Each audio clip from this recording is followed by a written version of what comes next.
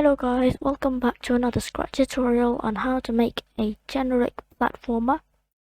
So in this tutorial I will show you the part 2 of finishing our platformer here.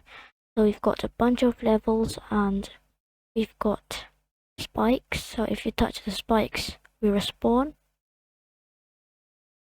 And basically you have to finish the game, go in the caves, jump over there.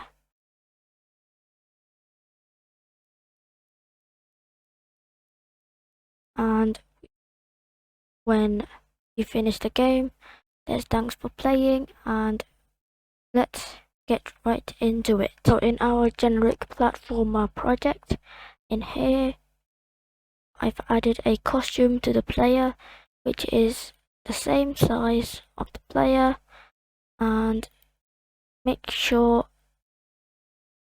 it's the same size.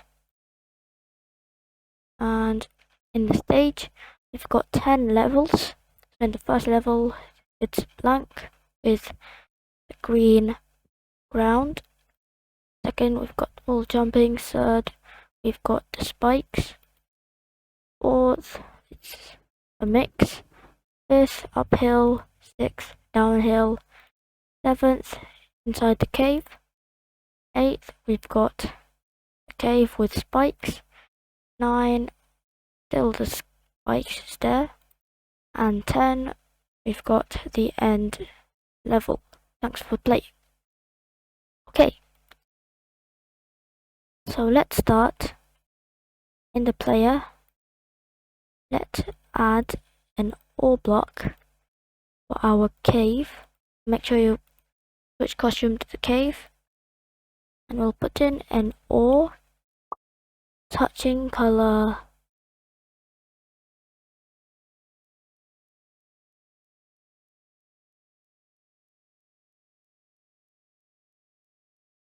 gray. Okay, and we'll put in green color right there.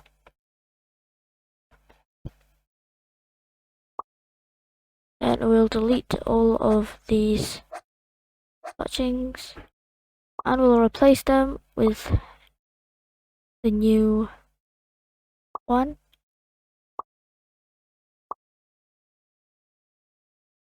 Also replace it in there. And right here. Okay, so now that should work with the cave. So now let's make levels. We'll make a new variable named level for all sprites. We'll hide it, we'll set level to 1, and in here we'll put in an if that x position is more than 240. We'll change level by 1. We'll duplicate this whole thing, put it right there.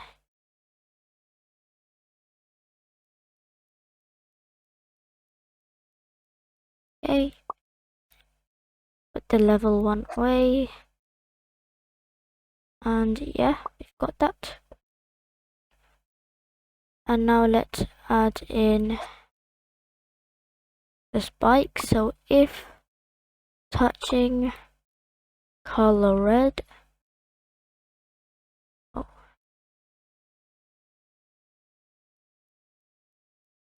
you'll then do the same thing, just like that. Let's go to stage now. So when green flag clicked, we'll simply forever switch backdrop to level. Okay, so I think that's it for the mechanics. Let's try and hit the spike, and it sure does respawn us. So that is a good addition. Oh yeah, and I forgot to mention to you that got to start the player at x negative 180, and here it's x negative 180. Okay, so now let's add the effect to the player.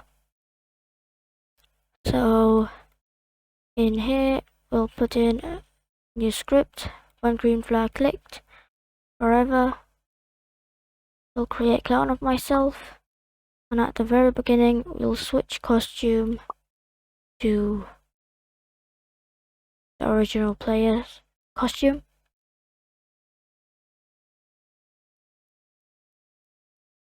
And then at the bottom here we'll put in when I start as a clone,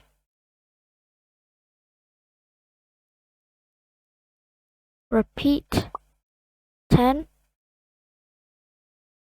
We'll change size by -5,